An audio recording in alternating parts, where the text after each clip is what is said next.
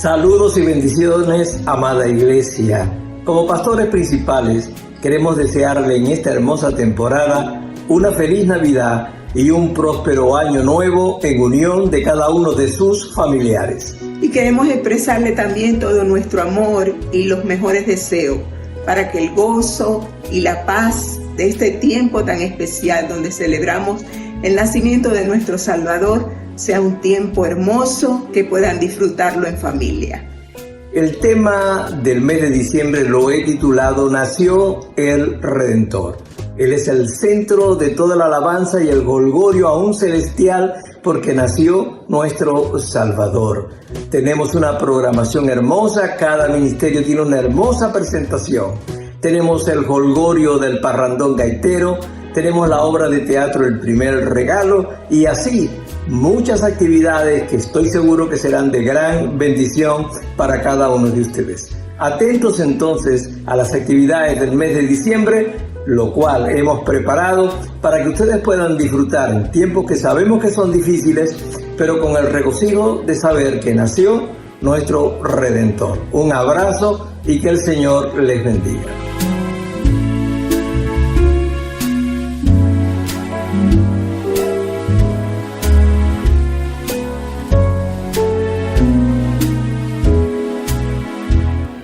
Estamos estrenando una nueva temática. Nació el Redentor. Y le doy gracias a Dios por la maravillosa oportunidad que me da de poder estar nuevamente con ustedes y compartir la palabra de Dios en esta tarde. Me siento honrado y le doy gracias al Señor y le doy gracias también al pastor Ender. Cada vez que me da la oportunidad siempre digo, pastor, gracias por su confianza. Gracias por su confianza. No me canso de decirlo. Y en este estreno, precisamente para la preparación de este mensaje que he titulado La Navidad en 7 palabras. La Navidad en 7 palabras.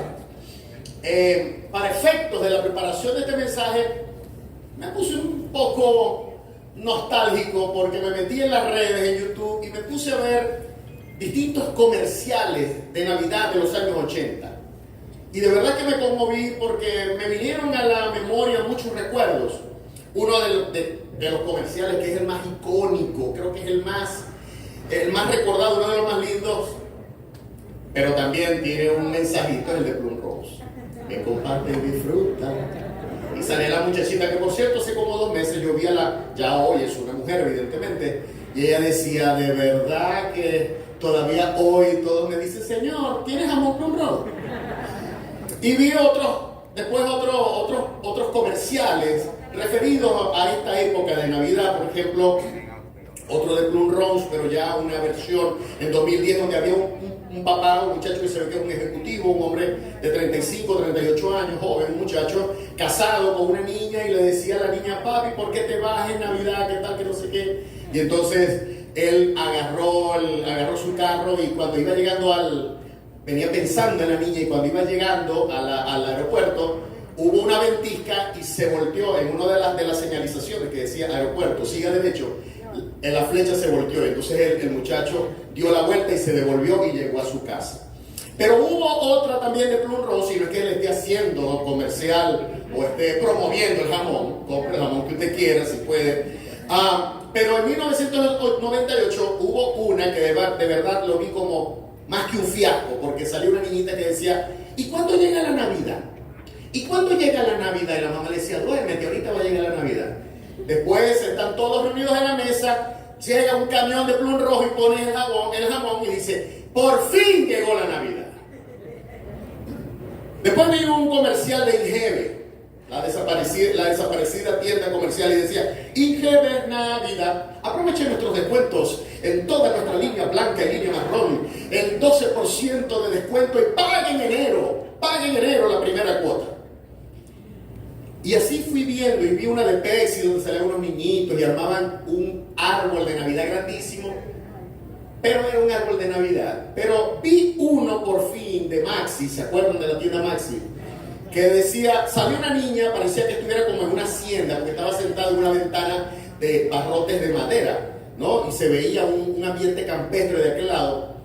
Y estaba la niña y decía, Navidad es cuando nace el niño Jesús. Dije yo, Dios mío, por fin alguien dijo algo bueno.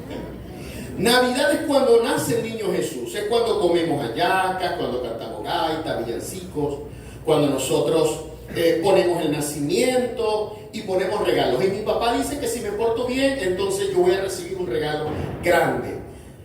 Pero también le pido al niño Jesús que ayude a los grandes a tratar bien a los chiquitos. Y eso me enterneció. En fin, cuando uno ve todas estas series de mensajes, uno está leyendo cuál es la filosofía de este sistema caído, de lo que la Biblia llama mundo, acerca de lo que es la Navidad.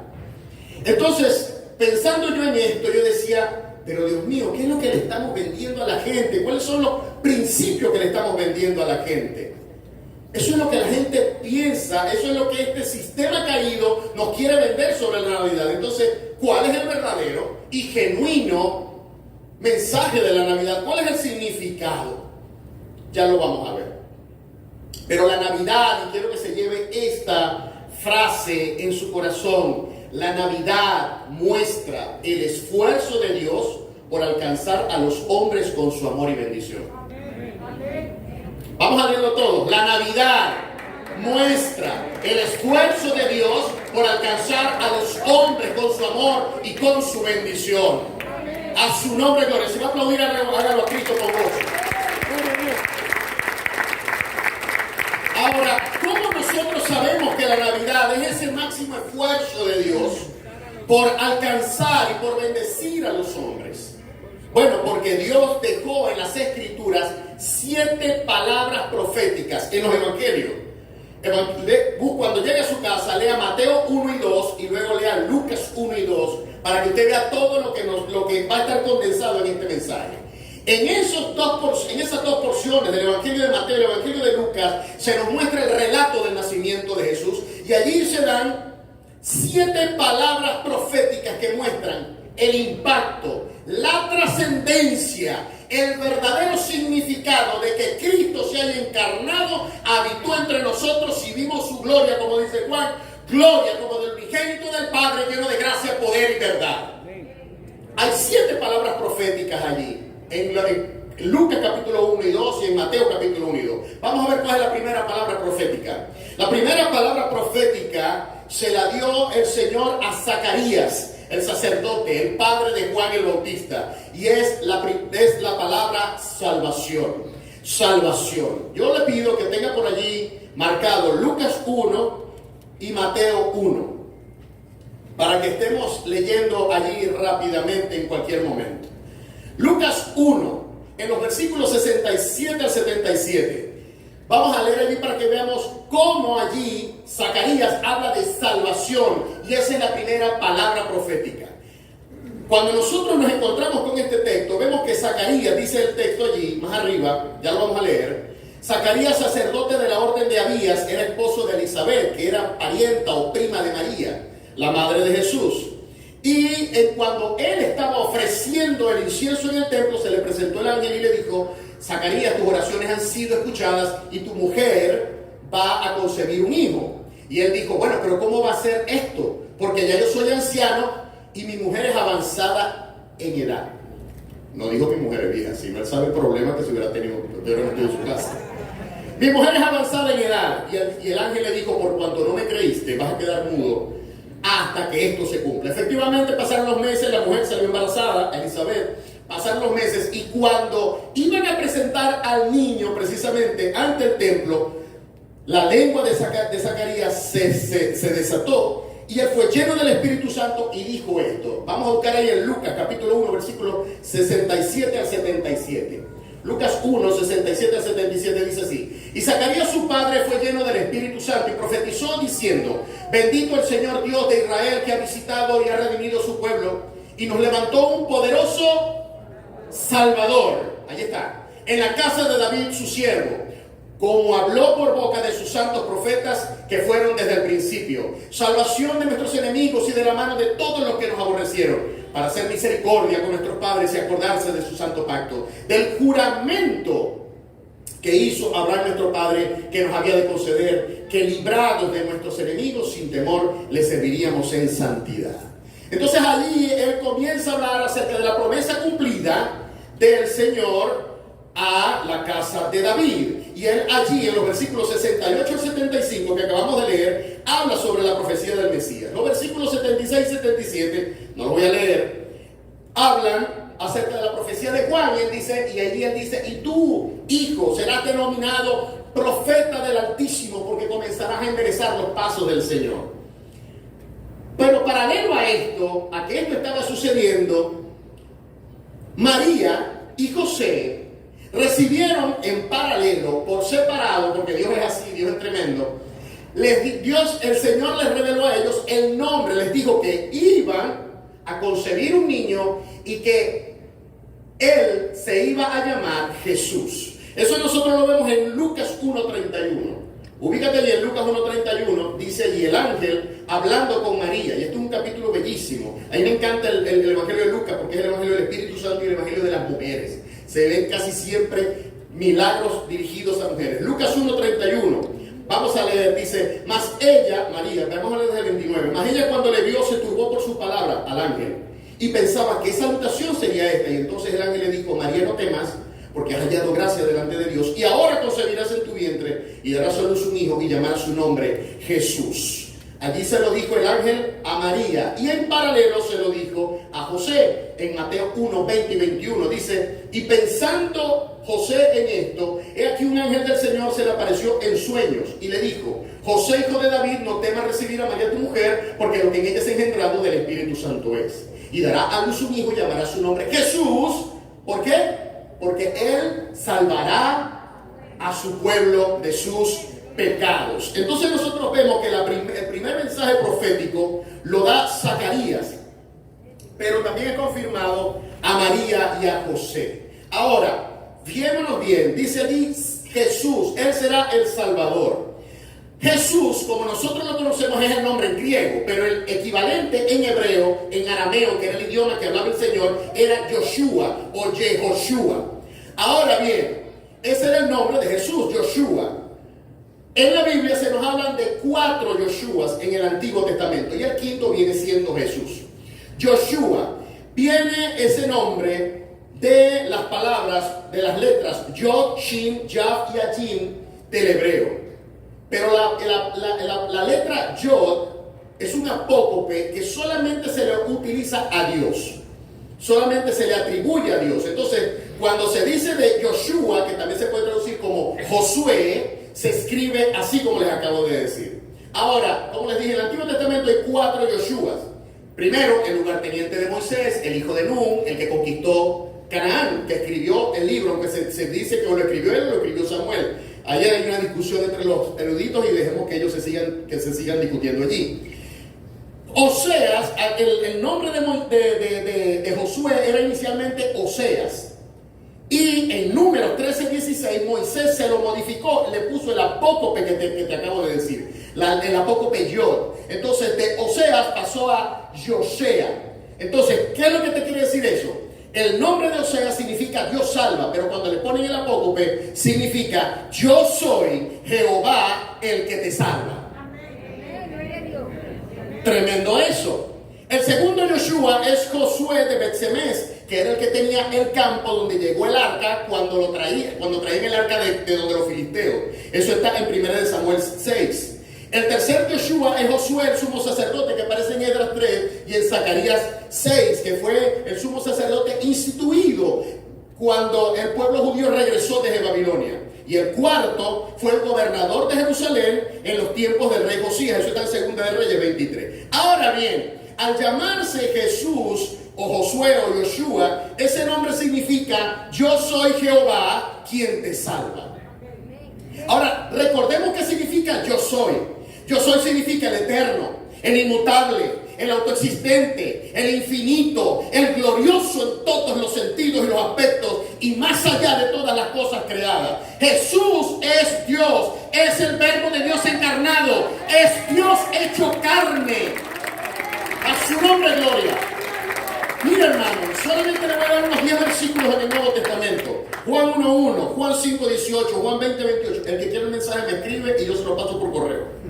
Romanos 9:5, Filipenses 2:6, 1 Timoteo 3:16, la primera parte, Hebreos 1:8, 1 de Pedro 1:1, todos ellos hablan explícitamente de que Cristo es Dios. Y si nosotros nos vamos a la Biblia completa, hay más de 50, yo creo que 50, 60 versículos en el Antiguo Testamento que equiparan a Jesús con Dios en atributos, en esencia y en naturaleza. No nos vamos a meter ahí porque no es el momento. Ahora, les acabo de decir que son 4 Yoshua y el quinto es Jesús. Cuando revisamos la numerología bíblica nos damos cuenta que el 5 es el número de la gracia. Y en Juan 1:17 nosotros leemos allá, pero la ley por medio de Moisés fue dada, pero la gracia y la verdad vinieron con Cristo. Por eso era que los fariseos se enardecían cuando Jesús dijo, los 7 yo sois. Los 7 yo soy que están en Juan. Cuando él decía, yo soy el pan de vida, yo soy la luz del mundo, yo soy la puerta, yo soy el buen pastor, yo soy la resurrección y la vida, yo soy el camino, la verdad y la vida. No es que yo soy un camino, porque hay otros caminos. No, yo soy el camino. Ningún Dios de otra religión ha tenido el valor de decir eso. Soy la verdad, no una verdad.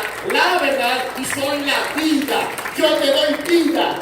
Puedo disponer de mi vida y la pongo cuando quiero y cuando quiero la vuelvo a tomar. A su nombre, gloria. Y el otro yo soy es yo soy la vid verdadera. Y por eso fue que en Juan 8:59 agarraron piedra para querer matar a Jesús.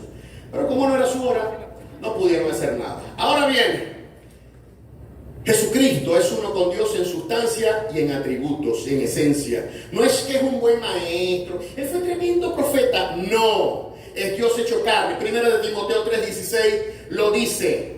Y grande es el misterio de la piedad. Dios fue manifestado en carne. Amados, la Navidad nos muestra que Dios personalmente vino para salvarte a ti y a mí. La Navidad muestra el esfuerzo de Dios por alcanzar a los hombres con su amor y bendición. Esa fue la primera palabra profética, salvación, que la dio Zacarías. Vamos a la segunda, rápidamente. Lo voy a hacer mucho más rápido que habitualmente. Y hoy este mensaje es distinto a los otros que yo he dado. Favor es la segunda palabra. La primera bendición, la segunda es favor. ¿Y quién la dio? Fue dada a María por el ángel. Y eso lo tenemos en Lucas capítulo 1, 28 al 31, que lo leímos ahorita, cuando el ángel visitó a María. Veamos el contexto. María era una joven, una doncella que estaba desposada con José. Técnicamente, el desposamiento en el mundo hebreo era como decir el matrimonio civil. Ya lo que estaban era en trámites para hacer la boda religiosa. Y en ese momento se le presenta el ángel a María, allí en Lucas capítulo 1, los versículos 28 hasta el 31. Ya lo leímos. Cuando el ángel le dice, entonces le dijo, María, no temas porque has hallado gracia delante de Dios. Pero el ángel cuando se le presenta en el versículo 28 le dice, salve, muy favorecida. Allí la palabra salve es Jairo, que significa alégrate. Jairo o Jairo, que significa alégrate. Y favorecida es la palabra caritó. Caritó, que viene de ahí viene la palabra carisma. ¿Verdad? Carisma, carísmata, que significa gracia. La gracia es contigo. Se te ha otorgado un don por pura benevolencia divina. Hallamos otros ejemplos de gente en la Biblia que también halló gracia. Por ejemplo, Noé. Dice la Biblia que Noé halló gracia en Génesis 6:8. Y esa gracia guardó a Noé y a su familia de la ira que se iba a desatar, del diluvio que se desató y los protegió.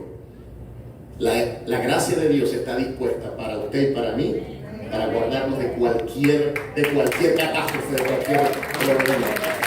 Hubo otro que también recibió y fue objeto de esa gracia, y fue José. En Génesis 39:21, José fue testigo de cómo Dios lo colmaba de su misericordia y lo cuidaba. Y a pesar de que José por inmaduro que vino y habló antes de tiempo, que a veces eso nos pasa, que por bocones Dios nos dice cosas y salimos a hablar, y usted sabe que la envidia tiene los oídos bien afinados. Los hermanos la agarraron con él, ya sabemos la historia, lo metieron preso, lo dejaron en una cisterna por allá, le fue a dar a Egipto, y pasó las mil y un cosas, pero siempre en la Biblia vemos que dice, y Dios estaba con José, y Dios estaba con José. En el Nuevo Testamento, esta palabra que le dijo el ángel a María, carito, aparece 136 veces, de las cuales 105 están en las cartas de Pablo. Y para Pablo, el cariz, la gracia, significaba la acción decisiva de Dios para procurar la salvación del hombre por medio de la encarnación y la muerte de su Hijo. Y Pablo utiliza la palabra gracia para contraponerlo con las obras de la ley. Entonces, allí nosotros vemos que a María se le dijo que ella iba a ser favorecida. Y allí se estaba inaugurando ya una etapa de transición en la dispensación de la gracia, donde Dios muestra su favor, su benevolencia, donde Él nos da el regalo más precioso que es su Hijo. Dios se acerca a nosotros. El punto de nuestro encuentro con Dios se llama Jesucristo. La Navidad pone el favor de Dios a tu favor. La Navidad significa no un comercial, no que vas a pagar con cuotas cómodas. La Navidad implica que el favor de Dios está a tu favor, que la gracia de Dios está a tu favor, que la misericordia de Dios está a tu favor, que la bondad de Dios está a tu favor y te está cuidando y te está protegiendo. La Navidad muestra el esfuerzo de Dios por alcanzar a los hombres con su amor y su bendición. Aleluya. La tercera palabra profética es la palabra bendición. Lucas 1, 39 al 45. Y eso lo dijo Elizabeth. Lucas 1, 39 al 45. Cuando María se entera que su pariente está embarazada, la va a visitar. Y cuando María llega y la saluda, Elizabeth siente que su hijo brincó en su vientre. Y entonces Elizabeth dice aquí, versículo 39 de Lucas capítulo 1. Lucas 1, 39. Que estoy en Mateo. Sorry. 1:39 dice: y en aquellos días levantándose María fue deprisa a la montaña de la ciudad de Judá y entró en la casa de Zacarías y saludó a Elizabeth. Y aconteció que cuando oyó a Elizabeth la salutación de María, la criatura saltó en su vientre y Elizabeth fue llena del Espíritu. ¿Fue qué? Llena del Espíritu y comenzó a profetizar. ¿Y qué fue lo que le dijo? Le dijo, exclamó a gran voz y le dijo: bendita tú entre las mujeres y bendito el fruto de tu vientre. ¿Por qué se me concede esto a mí? Que la madre de mi Señor venga a mí. Porque tan pronto como llegó la voz de tu salutación a mis oídos, la criatura saltó de alegría en mi vientre. Aquí está la clave. Y bienaventurada la que creyó, porque se cumplirá lo que le fue dicho de parte del Señor. Bienaventurada, esa fue la tercera palabra. Bienaventurada, bendecida. La palabra bienaventurada es la palabra Macarios. Macario, que significa supremamente bendecido. Bien feliz. La Navidad es alegría. La Navidad no depende de que nos estemos estrenando. La Navidad es porque Cristo nació en su corazón y en el mío. A su nombre sea la gloria. Elizabeth afirma que María es bienaventurada porque Dios cumplió su propósito a través de María, su sierva. Y eso lo dice ahí en Lucas capítulo 1, versículo 45. En Lucas 1, 45 lo dice: bienaventurada la que creyó, porque se cumplirá lo que le fue dicho de parte del Señor. Amados, nosotros podemos confiar porque Dios no es deudor de nadie, ¿sabe? Dios no tiene deuda. Y si Dios le prometió algo a usted, créalo. Él lo va a cumplir. El diablo no tiene forma de detener la obra de Dios. El mover de Dios, el dictamen, el decreto de Dios sobre su vida, el diablo no lo puede detener. ¿Sabe quién es el que lo puede detener? Usted y yo. Cuando nosotros estamos en la chuleta fresca, en la carne, en la carnalidad, cuando nos apartamos de la santidad, cuando nos apartamos del propósito de Dios, nosotros mismos aplicamos el freno a lo que Dios quiere hacer en nosotros. Pero como dice Elizabeth, por cuanto creíste, dice allí, se va a hacer el plan de Dios en tu vida. Del mismo modo va a suceder aquí. Jesús apareció para darnos su bendición. Eso está en Hechos 3:26, yo se lo leo. Dice allí: a vosotros, dice Pedro, primeramente Dios, habiendo levantado a su Hijo, lo envió para que os bendijese. ¿Para que qué? Para que os bendijese. Amén. A fin de que cada uno se convierta de su maldad. María, por tanto, se asume como bienaventurada, porque en su bajeza Dios la miró. Jesús apareció para darnos bendición. En Hechos 3:26 lo leemos, dice: a vosotros primeramente Dios, habiendo levantado a su Hijo, lo envió para que os bendijese, a fin de que cada uno se convierta de su maldad. Y también lo leemos en Romanos 4, del 6 al 8, donde dice: como también David habla de la bienaventuranza del hombre, a quien Dios atribuye justicia sin obras, diciendo: bienaventurados, macarios, aquellos cuyas iniquidades son perdonadas y cuyos pecados son cubiertos. Bienaventurado el varón que a quien el Señor no inculpa de pecado. Yo recuerdo cuando yo me convertí que yo sentía, y era un niño, y yo sentía que flotaba, que levitaba.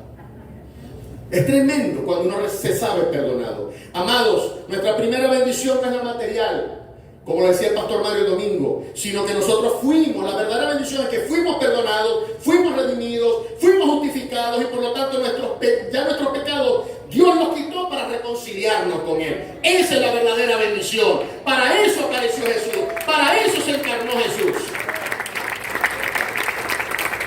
La Navidad nos trae bendición y nos hace bienaventurados. La cuarta palabra profética es dirección, orientación, guía. Y esa se la dio el Señor a José, el esposo de María. Nosotros lo leemos ahí en Mateo 1, 19 al 24. Y esto es interesantísimo. Mateo 1, 19 al 24. Mateo 1, 19 al 24. Dice, José su marido, como era justo, no quería infamarla, quiso dejarla secretamente. Y pensando él en esto, he aquí un ángel del Señor se le apareció en sueños y le dijo, José, hijo de David, no temas recibir a María tu mujer, porque lo que en ella es engendrado del Espíritu Santo es, y dará a luz un hijo, y llamará su nombre Jesús, porque él salvará a su pueblo de sus pecados. Eso se lo dice en primera instancia. Y luego en el capítulo 2, versículos 13 y 14, mire lo que pasa. Capítulo 13, ya en el capítulo 2 lo visitan los magos, Jesús nace, los magos pasan por allá, Herodes le dice, hey, denme el pitazo para saber dónde está, para ir a adorarlo yo también. Y el Señor tocó a los magos y se fueron por otro lado. Dice aquí versículo 13, después que partieron ellos, refiriéndose a los magos, he aquí un ángel del Señor apareció en sueños a José y le dijo, levántate, toma al niño y a su madre y huye a Egipto y permanece allá hasta que yo te diga, porque acontecerá que Herodes buscará al niño para matarlo. Y despertando él, tomando de noche al niño y a su madre, se fue a Egipto. De Juan, no lo pensó dos veces. José tenía sensibilidad para obedecer a Dios, para escuchar a Dios y para obedecerlo. Sensibilidad que a veces nos falta a nosotros mucho. Y vamos a leer allí también versículos 19 hasta el 23 del capítulo 2 del mismo Mateo. Dice allí, pero después de muerto Herodes, he aquí un ángel del Señor apareció en sueños a José en Egipto diciendo, levántate, toma al niño y a su madre y vete a tierra de Israel, porque ya han muerto los que procuraban la muerte del niño. Y entonces él se levantó y tomó al niño y a su madre y vino a la tierra de Israel. ¿Esto qué nos concierne a nosotros? Hermanos, que usted y yo no estamos solos, que no somos huérfanos, que papá Dios nos quiere, que el favor suyo está a nuestro favor y que Él nos va a guiar, Él nos va a orientar. ¿Y cómo yo voy a saberlo? No esté esperando Dios, y Dios todavía habla a través de sueños, porque Dios lo hace. En aquel entonces hablaba a través de sueños, de visiones. En aquel entonces no tenían la Biblia así como la tenemos nosotros, que la tiene todo el mundo. La Biblia estaba metida en la sinagoga, en los rollos. No, ¿por qué? Porque la impresión, los materiales de impresión eran muy perecederos y había muy pocas copias. La gente aprendía por lo que escuchaba en la sinagoga. Por eso es que Dios tenía que entonces valerse también de otros mecanismos. Pero hoy, no es que ya Dios no nos habla por sueños, Dios nos habla por sueños, pero todo lo que usted sueñe, fíltralo por aquí. Si es contrario a lo que dice este libro, no le preste atención. Eso fue que le cayó mal la cena. Se fue para allá para que abra hamburger y se comió un poco de cosas ahí y le cayó mal. Amado hermano, la Navidad nos regala al guiador de nuestras vidas. Al guiador. José estuvo en situaciones riesgosas que ponían en peligro al niño y sin embargo Dios guió a José en la toma de decisiones para proteger a su familia. Dios también le va a dar a usted dirección, orientación, guianza, avisos, advertencia para cuidarlo a usted de detener su pie de caer en un error que le puede costar caro. Usted no está solo, ¿yo? Usted es hijo del más grande y único Dios que reina sobre todo el universo. Y Él es el que tiene su vida en sus manos. Amén. A su nombre gloria. Entonces esa es la cuarta palabra, dirección, orientación. Recordemos, hermanos, que la Navidad muestra el esfuerzo de Dios por alcanzar a los hombres con su amor y bendición. La quinta palabra es la palabra gozo.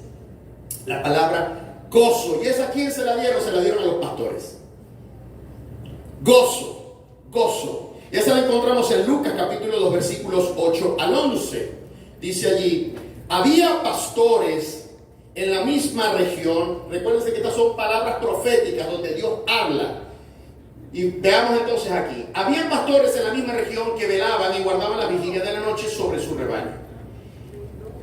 Es decir, era otra época que no era invierno. Cuando es invierno, los pastores no están con los rebaños en el patio, en las afueras, porque allá en Israel neva, ¿ok?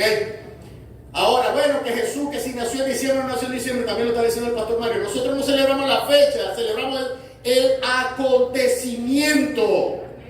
Amén. La grandeza de todo esto no es que, por ejemplo, para muchos, el acontecimiento más grande del siglo XX fue que el hombre pisó la luna. Pero nosotros podemos decir que el acontecimiento más grande de toda la historia es que el Dios que hizo la luna pisó la tierra y estuvo aquí entre nosotros. A su nombre gloria. Amén.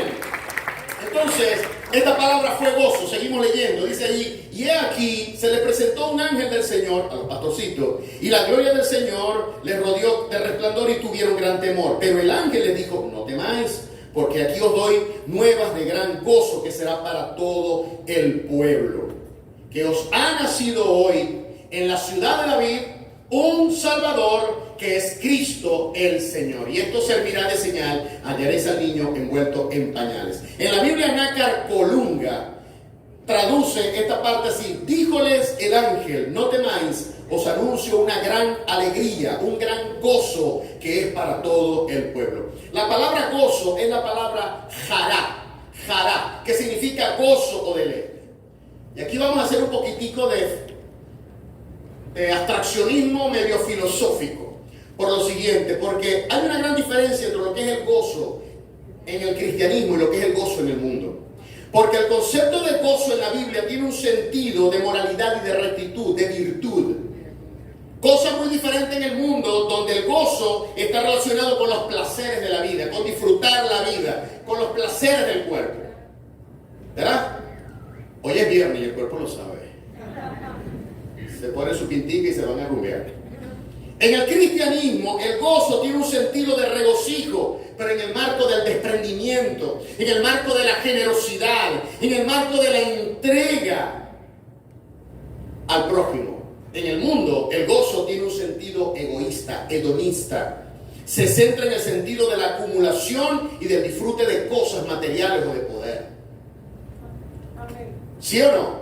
¿Verdad que sí? En Cristo, el gozo está dirigido a celebrar la bendición de los otros, la bendición de los hermanos, los logros de los otros. ¿Por qué? Porque sabemos que Dios no hace acepción de personas. Si lo hizo con el hermano Armando, lo va a hacer conmigo. Si lo hizo con mi hermana Nilva, lo va a hacer conmigo. Yo no tengo entonces por qué estar envidiando a nadie, no hay necesidad. Ni tengo que estar invitando a nadie. Cada quien tiene su propia esencia, su propia unción. El diablo quiere ir para apagar la esencia que Dios ha puesto en tu vida. Ponte las pilas, pongámonos las pilas. En Cristo, el gozo está dirigido a celebrar la bendición de otros. En el mundo natural, se basa en alcanzar y en celebrar los logros personales e individuales. Desata el tigre que hay en ti. Ese es el mensaje del mundo, ¿no? Saca toda tu capacidad. Empodérate. Amados, como decía, y eso tiene un sentido muy individualista y personal, como dice mi madre. Nadie quiere ver ojos bonitos en cara ajena. ¿Escucharon ese refrán? ¿Verdad que sí? Entonces, fulano, mira como Dios está prosperando y tal, no sé qué. Y caemos en esos errores. Pero ahora bien, volviendo al punto, el advenimiento del Mesías emancipador formaba parte de lo que era el centro del inconsciente colectivo judío y de la escatología hebrea. Era una visión pragmática. Ellos estaban claros en que Dios se iba a manifestar, el Mesías iba a venir, Él iba a derrotar a todos los enemigos de Israel, iba a comenzar un periodo de paz. Ellos querían era un militar, un Mesías que irrumpiera, que hiciera una disrupción en el status quo y desbancara a todos los romanos y bla, bla, bla, bla, bla. Pero el plan redentor de Dios iba más allá. Eso va a acontecer. Eso va a acontecer y por eso no se pierdan los estudios de las dispensaciones. Porque en la dispensación del milenio, ahí es donde eso va a acontecer. Mientras tanto, Dios está trabajando con su iglesia. Dios Dios ahorita no está trabajando con Israel, está trabajando con usted, conmigo, con nosotros, en el periodo de la gracia. Amén. Ahora, el plan redentor de Dios iba más allá. No solamente se iba a limitar a bendecir a Israel, era que a través de Israel, y eso lo vemos en Romanos 11, Dios iba a bendecir a todo el mundo. A través de Israel iba a ser el conducto a todo el mundo. Entonces, se demostró que el reino de Jesús no era natural, sino que era espiritual, y eso se lo dijo a Pilato. Mi reino no es de este mundo. ¿Tú crees que yo hubiera pedido ya 12 legiones de ángeles y hubiera acabado? Mire, le voy a decir una cosa. En el Antiguo Testamento se menciona cuando un ángel acabó con 185,000 asirios. 185,000 asirios, eso lo hizo en pocas horas. ¿Usted se imagina si hubieran venido 12 legiones de ángeles? ¡Wow! Una bomba atómica. 185,000 personas murieron cuando un ángel empezó a matar. Lo luego en el Antiguo Testamento. En Hiroshima murieron 80,000 personas cuando tiraron el primer bombazo, para que tengamos una idea. Y después en Nagasaki 60,000. O sea que los dos bombazos no se comparan con la matanza que hicieron los ángeles. Y Jesús le dijo a Pilato, mi reino no es de este mundo. Ahora, volviendo al punto, los pastores, aunque montaban guardia y tenían un trabajo digno, la idea era que ellos protegieran a los rebaños de las fieras y de los lobos y de los otros ladrones que se venían a llevar sus ovejas. Incluso ellos cuidaban las ovejas y los corderos que iban a ser sacrificados en el templo. Sin embargo, como ellos no tenían tiempo para cumplir las rigideces y la rigurosidad de la ley de Moisés, ellos eran menospreciados. Es más, se les tenían por ladrones. En los pastores nadie confiaba, nadie, ni su abogado, porque decían que eran ladrones, los subestimaban, los tenían despreciado. Tanto es así que un pastor no podía ir a jurar en una corte, no tenía credibilidad. Y sin embargo, esa noche, Dios le da a unos muchachos que cuidaban los rebaños en la noche, les dio la primicia para que ellos la replicaran. ¿Saben quiénes se matan por una primicia? Los periodistas. Y lo digo porque yo fui periodista 20 años. Siempre uno quiere salir de primerito en la cámara, dar el tubazo, decir la noticia primero, porque eso me da a mí garantía. En el reino de los cielos todas las cosas son totalmente distintas. No es del que quiere ni del que puede, sino del que tiene misericordia. Dios escogió lo vil de este mundo para avergonzar a los fuertes. Y agarró esos muchachitos y les dio la primicia. El Hijo de Dios ha llegado. El ángel se les presentó, se atemorizaron y él les dijo, no temáis, porque os ha nacido hoy en la ciudad de David el Hijo de Dios. Y dice que en ese momento se abrieron los cielos, porque como ellos vivían tanto tiempo en los desiertos, en los valles, y pasaban horas y horas, eran como vigilantes prácticamente. Y ellos miraban muchísimo el cielo. Dios abrió sus ojos espirituales y vieron legiones de ángeles que cantaban gloria a Dios en las alturas y en la tierra paz a los hombres de buena voluntad. Y hoy en día también hay gente que por llevar el pan a su casa no puede trabajar, no puede estar sentado ahorita aquí como usted y yo. Hay gente que por llevar el pan a su casa tiene que trabajar 24, 25, 31, trabajan por guardia. No puede sentarse a comer la cena, compartir con su familia, se eximen de muchas cosas. Personal doméstico, personal de vigilancia. Ahorita estamos aquí tranquilos porque sabemos que el carro no los están cuidando. Hay hermanos que se sacrifican para que usted esté tranquilo. Su tranquilidad es el esfuerzo de otro. Ellos se tienen que rotar para poder estar aquí, poder escuchar la palabra. Valoremos. Por eso a los hermanos de allá de vigilancia, trátenlos con cariño, hermano, con consideración. Uno sabe la calidad humana de la gente por la forma como trata a los inferiores. ¿Cómo tratas al mesonero? ¿Cómo tratas al bedel que limpia allí en tu trabajo? ¿Cómo lo tratamos?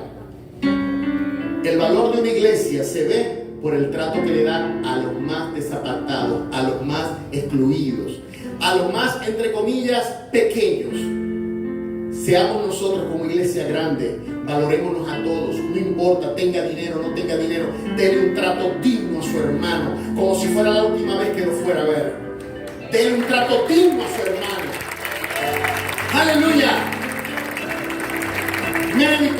enfermeros, operadores de planta, policías, bomberos, soldados, no tienen la misma oportunidad de poder estar en la iglesia. Y sin embargo, Dios no hace acepción de personas. Dios no mira la cuenta corriente de cualquier hermano. Dios no mira las cuentas corrientes. Las miramos nosotros los hombres. Dios no. Así que no importa la condición social, Él nos recibe. Seamos hombres, mujeres, ancianos, niños, jóvenes, ricos, pobres, blancos, negros, indígenas.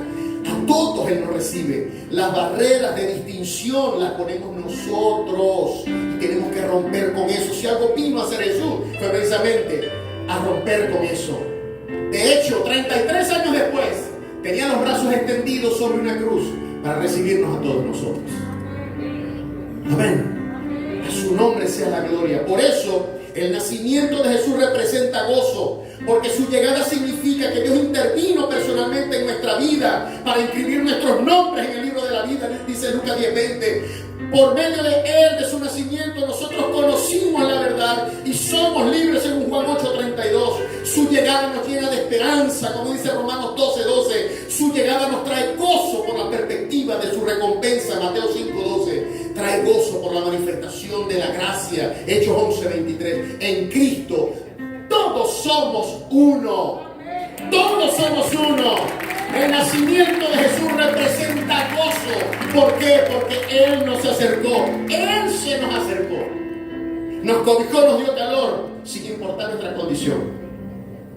A mí no se me olvida una imagen del pastor Mario, que él decía, cuando un tiempo nosotros de vez en cuando salíamos en la noche, en Navidad, a repartir juguetes, y veíamos a los indigentes, y de la emoción nos abrazaban. Y él decía, muchos hermanos que andaban conmigo decían, este tipo sí huele feo, sí huele mal. Y el pastor Mario les decía, no es que huele mal, huele a necesidad. Tenemos que ver el vaso medio lleno, no medio vacío. Sea amoroso. Pongámonos en el lugar del otro y tratemos a los demás como queramos nosotros que nos traten. Amén. El nacimiento de Jesús representa gozo porque Él se nos acercó sin importar nuestra condición. La Navidad muestra el esfuerzo de Dios por alcanzar a los hombres con su amor y bendición. Y por último, de sexto, lo voy a decir rapidito porque ya es la hora. Redención es la sexta palabra profética. Redención. Y se la dijo Ana. Ahí nos vamos a quedar en Lucas 2:36. Allí se la dijo Ana. ¿Cuál es el contexto de esta palabra que soltó Ana? Una viejita que estaba allá en el templo. María y José ya tenían al niño, lo llevaron a circuncidar y de una vez a activar o a cumplir con todos los requisitos de purificación. Iban al templo y cuando van al templo se consiguen a dos personas, a Simeón y a Ana. Y podríamos decir, Dios movió, y eso déjalo discute con calma, Dios movió el corazón de Simeón para ir al templo a esa hora y movió el corazón de Ana para estar allí en ese momento. Las coincidencias divinas, por decirle algún nombre. Allí en Lucas 2:36 al 38, precisamente se consiguen con esta mujer. ¿Ok?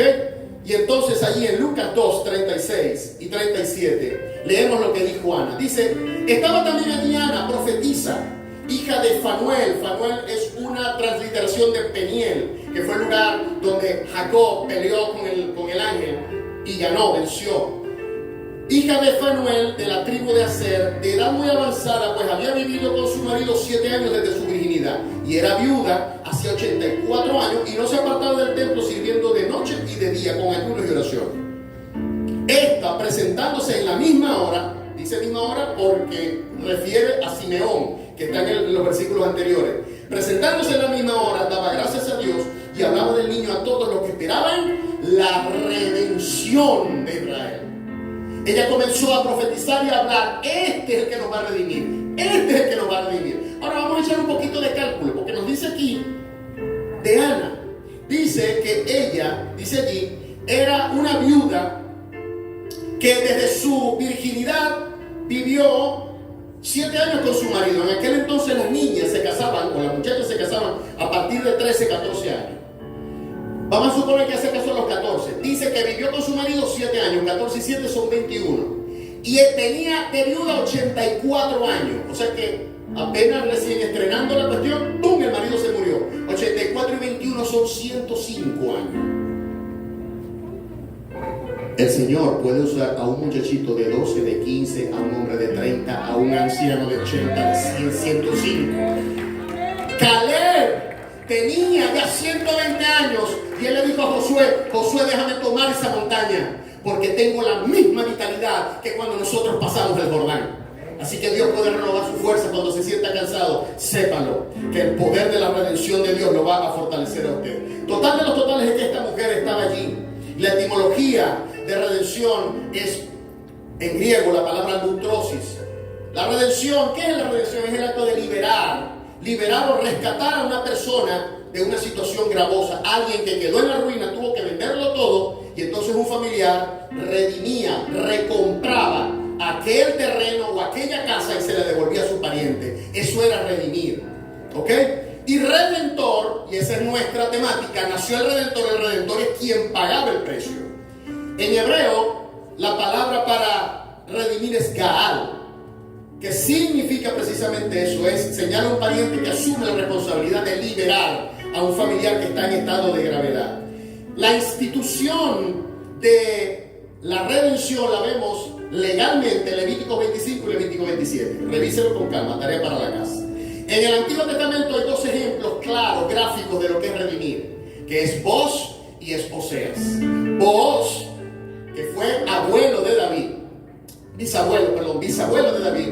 Booz fue aquel hombre que se casó con Ruth, que había quedado viuda, y esta muchacha era nuera o yerna de Noemí, que se habían ido de su tierra, tuvieron que vender todo porque había mucha necesidad. Booz compró las pertenencias de Elimelech, que era el esposo de Noemí, y el contrato decía que tenía que casarse con la nuera, y él ni corto ni perezoso se casó con él.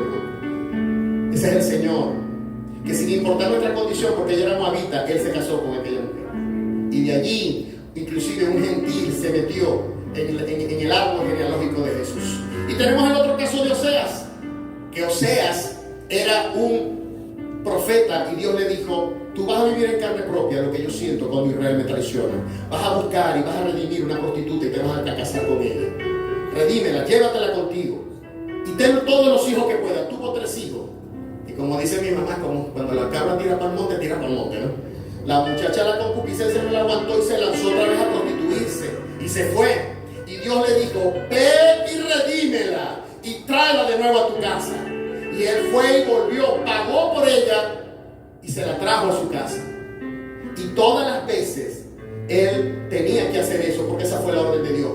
Y Dios le dijo: así es cuando yo siento que ustedes, tu pueblo Israel, se va con otros ídolos. Y así como tú vas a buscar a tu mujer, yo voy a irlos a buscar a ustedes. Dios es el Dios de las eternas oportunidades, que te va a volver a buscar, Pero no juguemos con la gracia, ¿verdad? No juguemos con la gracia. Todo tiene un límite. Pero allí se muestra el amor terco de Dios, la redención. En el Nuevo Testamento, las palabras del Señor en Mateo 20:28 eran incomprensibles cuando Él dijo: el Hijo del Hombre no vino para ser servido, sino para servir y para dar su vida en rescate por muchos. Ahí la palabra fue redención. Entonces los discípulos no entendían el Mesías, pero si Jesús es el Mesías, ¿cómo va a venir y se va a entregar su cuerpo? Es lo que viene es a liberarnos a nosotros. No entendían el propósito de Dios. Sin embargo, el verdadero sentido del nacimiento de Cristo fue encarnarse, ser uno como tú y yo, sustituirnos en el castigo que nosotros merecíamos, subiendo a una cruz, nos compró con su sangre para luego darnos libertad de la maldición, como dice Gálatas 3:13. Libertad del pecado, como dice Primera de Pedro 1:18, dice que no fue ni con plata ni con piedras preciosas, sino con su propia sangre que Él nos compró. El nacimiento de Jesús representa para los hombres la redención, la liberación de la maldición, de sus iniquidades, pecados y enfermedades. Y por último, la última palabra es la palabra paz. Paz, la última palabra profética, y se la dijo a Simeón, la dijo Simeón en Lucas 2:29 al 33. Lucas 2:29 al 33. Disculpe si he ido muy rápido, pero está claro lo que estoy enseñando. Amén. Lucas 2:29 al 33. Dice allí, en el 26, vamos a leer el 27. Y movido por el Espíritu vino al templo, y cuando los padres del niño lo trajeron al templo para hacer por él conforme al rito de la ley, Él lo tomó en sus brazos y bendijo a Dios diciendo: ahora, Señor, despide a tu siervo en paz, conforme a tu palabra, porque mis ojos han visto tu salvación, la cual has preparado en presencia de todos los pueblos, luz para revelación de los gentiles y gloria de tu pueblo Israel. En el Antiguo Testamento, fíjate cómo dice allí: paz, paz, del 29 al 33. Y José y su madre estaban maravillados de todo lo que él decía.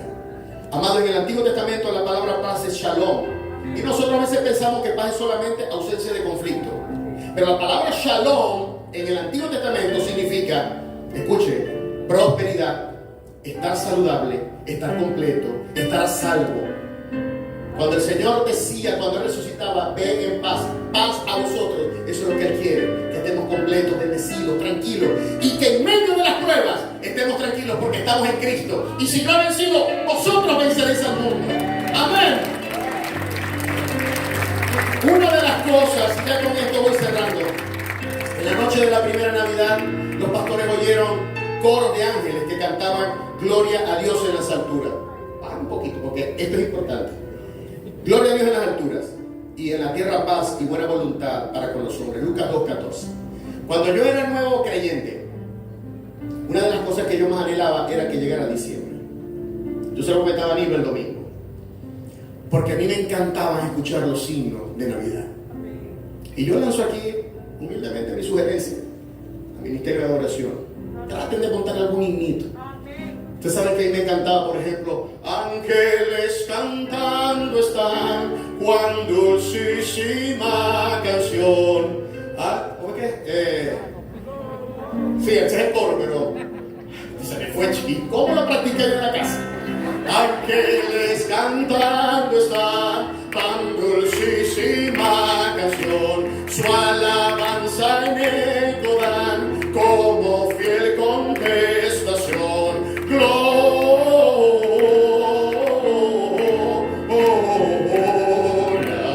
en lo alto gloria, gloria,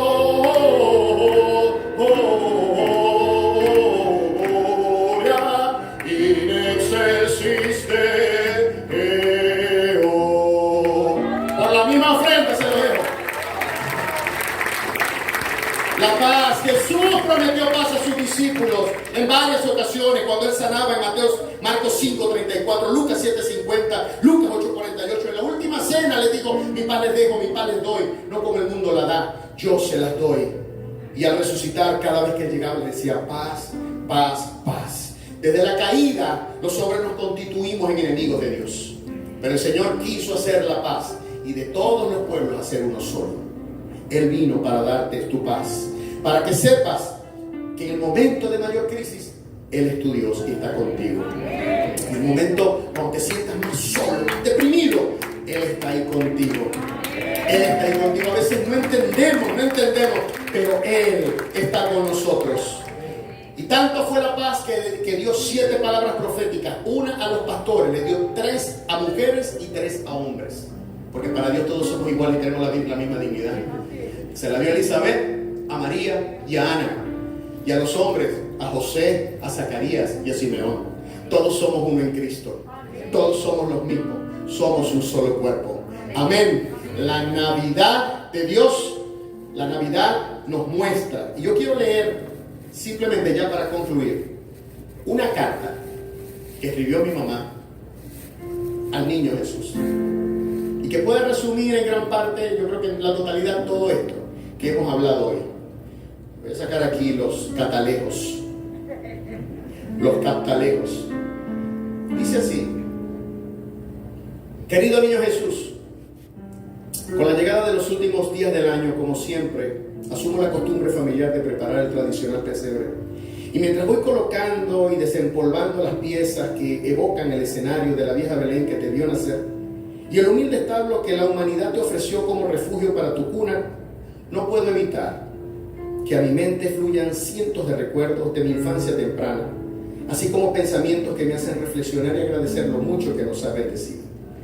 Cuando era niña siempre traté de explicarme por qué, si tú acababas de nacer, debías traernos regalos a nosotros, cuando más bien nosotros debíamos entregarte con humildad y devoción nuestros presentes cargados de amor.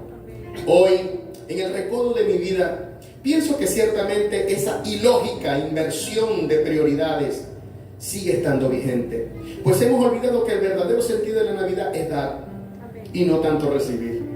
Puesto que tu Padre, el buen Dios y eterno Creador, al ver nuestra pobreza espiritual y la ruina que produjo el pecado en nosotros y que nos alejó de Él, quiso entonces humanarse a través de ti y te dio como regalo para todos los hombres, para que vivieras como nosotros y compartieras nuestros pesares y miserias, pero obsequiándonos el mensaje de la verdadera esperanza, el mensaje de tu amor.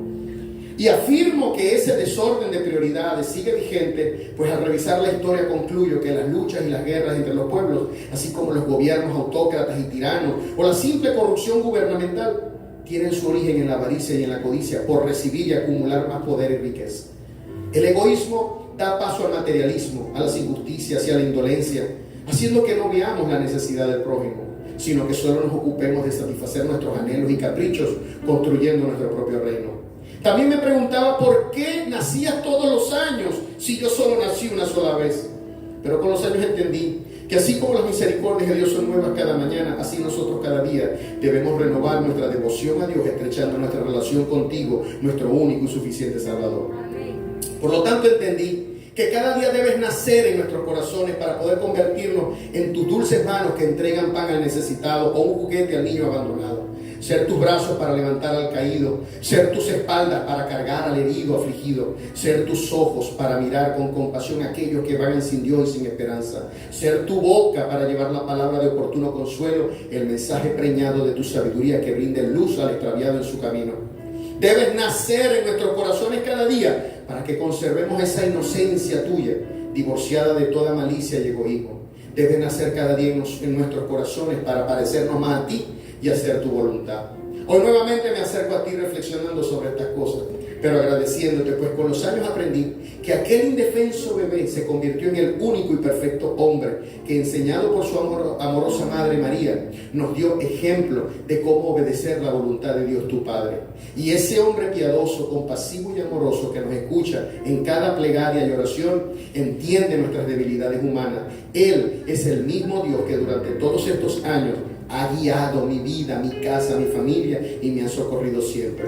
Por ello, a sabiendas de que ya no soy la niña que te escribía su carta con la esperanza de recibir alguna muñeca de ensueño, al menos una más bonita que las muñecas diseñadas y elaboradas con mucho amor por mi abuelita, junto al set de tazas de té, con su tetera incluida, quisiera pedirte otras cosas. Salud y unión para mi familia, no riqueza, pero sí la provisión necesaria de cada día. También te pido que tu paz colme mi corazón cuando vengan las pruebas, las tormentas y las adversidades. Te pido fe para mí, para mi familia, para recordar que eres el único Dios amoroso y compasivo, pero también todopoderoso, quien tiene mis días en sus manos y cuida hasta el último de mis cabellos, que siempre está dispuesto a obrar pequeños milagros sacándonos de los apuros de cada día.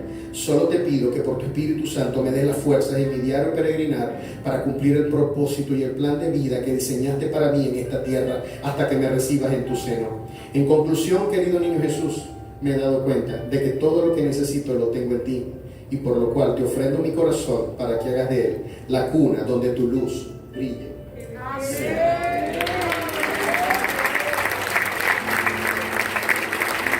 Quiero dirigirme a las personas que están acá por primera vez. Amigos, si nos estás visitando en esta noche, no es por casualidad que estás aquí. Hoy te vengo a ofrecer a ese niño, al niño que bajó del cielo, no a un hombre gordo que baja por una chimenea, al niño que te puede dar vida, al niño que se hizo hombre, subió en una cruz y hoy está dispuesto a darte todas estas cosas: bendición, paz, dirección, salvación.